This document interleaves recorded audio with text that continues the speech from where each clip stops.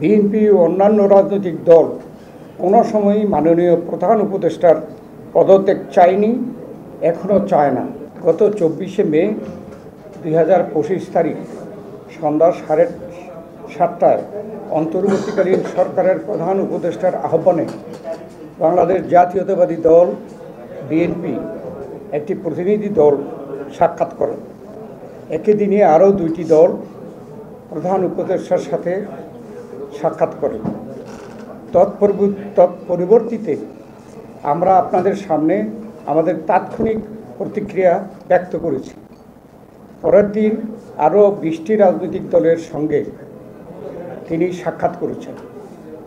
রাজনৈতিক দলসমূহের সাথে মাননীয় প্রধান উপদেষ্টা আলোচনার প্রসঙ্গে তার প্রেস সচিবের মাধ্যমে সরকারের যে বক্তব্য পাওয়া গিয়েছে তাতে জাতীয় সংসদ নির্বাচনের বিষয়ে সুস্পষ্ট কোনো রোড ম্যাপের ঘোষণা না থাকায় আমরা হতাশ হয়েছি। বিএনপি ও অন্যান্য রাজনৈতিক দল কোনো সময়ই মাননীয় প্রধান উপদেষ্টার পদত্যাগ চায়নি, এখনও চায় না। কিন্তু আমরা অন্তর্বর্তী সরকারের নেতৃত্বে ডিসেম্বরে 2025-এর মধ্যে একটি সুষ্ঠু নিরপেক্ষ জাতীয় সংসদ নির্বাচনের রোডম্যাপ দাবি করে এসেছি।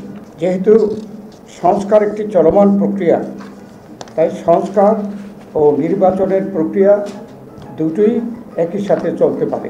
পতিত ফ্যাসিবাদী শক্তি এবং ব্যক্তির অর্থাৎ দল এবং মানবতা বিরোধী অপরাধে অভিযুক্ত ব্যক্তিদের বিচার প্রক্রিয়া চলমান থাকবে। প্রধান উপদেষ্টার সাথে অনুষ্ঠিত আলোচনায় উপরোক্ত বিষয়গুলো উপস্থাপন করেছিলাম বরাবরের মতো। আমরা লক্ষ্য করেছি উক্ত দিনে অর্থাৎ 24 মে শনিবার জাতীয় অর্থনৈতিক পরিষদের সভা শেষে উপদেষ্টা পরিষদের বিবৃতিতে যে বক্তব্য জাতির সামনে উপস্থাপন করা হয়েছে তা অস্পষ্ট ও বিভ্রান্তিকর। উপদেষ্টা পরিষদ দায়িত্ব পালনে আমরা প্রথম থেকে অদ্যাবধি সর্বোচ্চ সহযোগিতা প্রদান করে আসছি।